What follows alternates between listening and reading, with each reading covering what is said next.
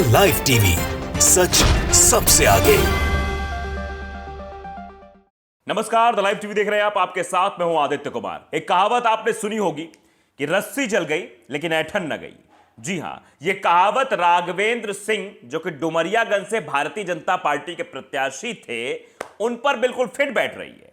पूरे चुनाव में भाई साहब ने पूरी तरीके से हिंदुओं को बदनाम, हिंदुओं को अपशब्द कहा, ऐसे ऐसे शब्दों का प्रयोग किया। वो हम बात में बताएंगे क्या कुछ कहा था, वो आपने पहले वीडियो देख लिया है, लेकिन अभी क्या कुछ हो रहा है वो जानना बेहद जरूरी है। दरअसल चुनाव तो हार गए राघवेंद्र जी, पूरी तरीके से जनता ने नकार दिया कि हटो, तुम किसी के लायक नहीं हो, तुम सिर्फ नफरत फैलाने वाले आदमी हो, तुमको वोट नहीं दिया जाएगा।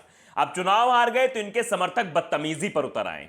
जगह जगह जहां जहां मुस्लिमों को देखते हैं उनके साथ बदतमीजी करते हैं, कहते हैं पैर छुओ और मारने तक की धमकी देते हैं। आप अंदाजा लगाइए कि हार जाने के बाद कैसी तिलमिलाहट है मन में कि मुसलमानों को टारगेट किया जा रहा है और मारने तक की धमकी दी जा रही है। जरा आप इस वीडियो को देखिए। ये डुमरियागंज का ये वीडियो है और ये जो समर्थक है उनका, विधायक जी का समर्थक है, मतलब विधायक क्या कहिए, विधानसभा प्रत्याशी कहिए, को खत्म हो गए, हार गए चुनाव, जनता ने उन्हें बाहर का रास्ता दिखा दिया है। तो अब उनके समर्थक इस तरह की बदतमीजी करें। जरा पहले वीडियो देख लीजिए, फिर उनका वो वाला वीडियो भी हम आपको दिखाएंगे जिसमें वो किस तरह से हिंदुओं को बदनाम करने की कोशिश करते हैं।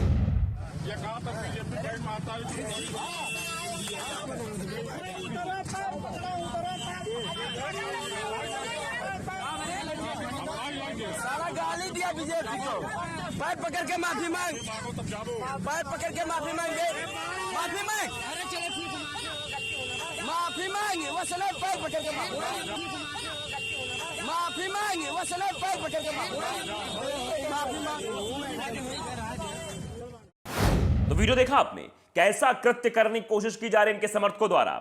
इन्होंने कहा होगा कि जाओ ये सब करो, अत्याचार मचाओ, क्योंकि अत्याचारी आदमी है ही हैं। इनके मुंह से सिर्फ नफरत भरे भाषण निकलते हैं और कुछ नहीं है। पूरे चुनाव भर इन्होंने नफरत फैलाने की पुरजोर कोशिश की, लेकिन वो कार्ड इनका काम नहीं आया।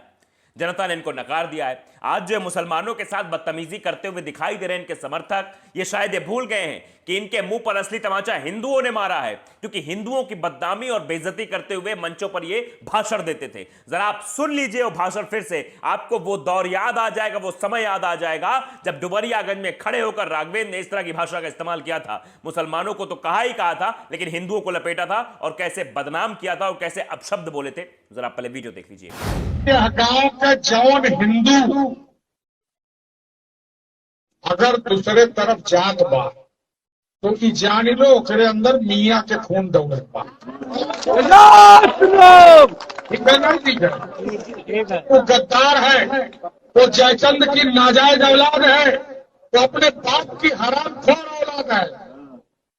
इतना अत्याचार होने के बाद भी हिंदू अगर दूसरे तरफ जाता है तो उसको सड़क पर मुंह दिखाने लायक नहीं रखना चाहिए।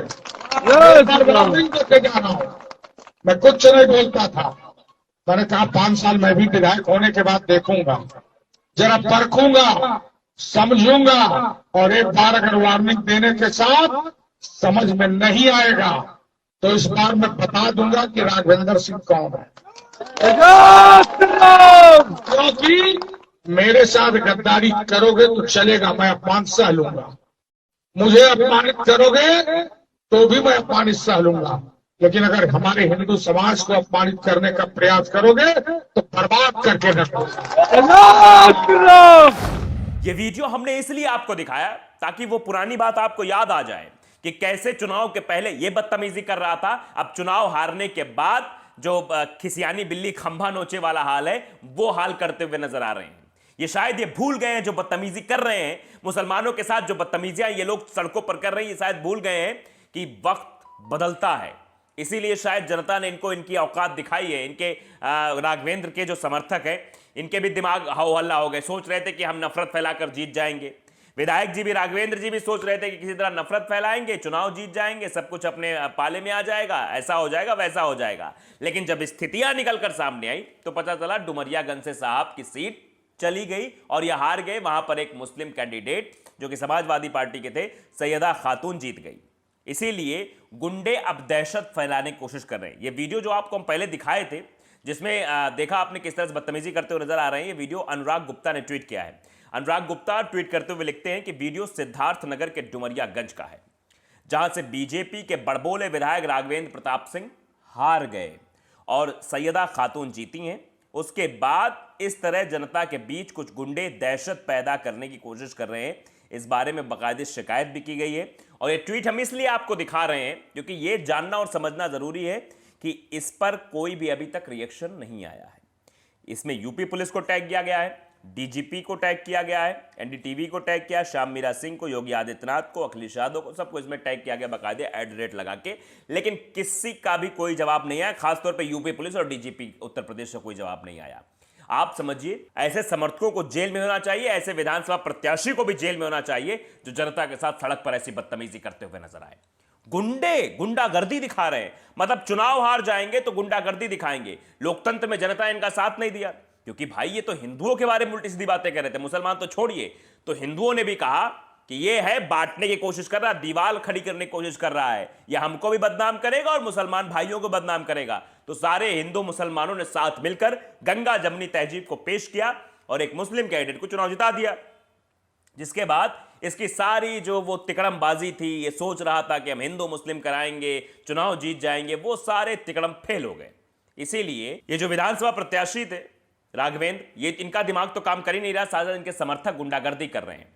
ये सोच रहे हैं कि गुंडागर्दी करके हम ये जाहिर कर लेंगे कि अभी नहीं, आने वाले 5 साल में हम गुंडागर्दी करेंगे। लेकिन जनता ने इनके गुंडागर्दी के मुंह पे ऐसा तमाचा मारा है कि कभी अब उठ नहीं पाएंगे, क्योंकि जिस तरह से ये क्षेत्र में गुंडागर्दी कर रहे थे और जिस तरह से इनके वीडियोस वायरल हो रहे थे, जिस तरह की भाषा का ये इस्तेमाल कर रहे थे, सभ्य समाज में ऐसी भाषा के लिए कोई जगह नहीं है।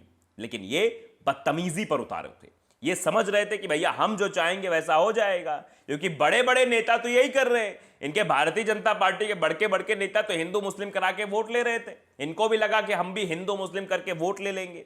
आपने देखा था एक तिलोई के थे, भले ही वो जीत गए, राजा मयंकेश्वर शरण सिंह, उनकी भी भाषा कुछ ऐसी ही थी। वो भी मुसलमानों के बारे में अभद्र टिप्पणी करते थे, लेकिन क्या हुआ कि मुसलमान वोट बट गए कांग्रेस और समाजवादी पार्टी में, इसलिए वो जीत गए। नहीं तो उनकी भी हालत पतली होने वाली थी। लेकिन यहां तो जनता ने सीधे मन बना लिया था। जनता कहेंगे हम हिंदू मुसलमान सब ने एक मुश्त होकर एक मुस्लिम उम्मीदवार को वोट किया और उस मुस्लिम उम्मीदवार को जिताया इसलिए कि यह नफरती आदमी नहीं चाहिए, और इसीलिए अब इसके समर्थक गुंडागर्दी कर रहे हैं। तत्काल प्रभाव से ऐसे लोगों पर कार्रवाई होनी चाहिए, ऐसे लोगों को जेल में ठूस देना चाहिए जो मुसलमान के साथ ऐसी बदतमीजी कर रहे हैं। मुसलमान भाई को उतार के गाड़ी उतार रहे हैं, घेर ले रहे हैं और वहां कह रहे हैं पैर छुओ पैर छुओ। आप बताइए कितनी बड़ी बात है ये।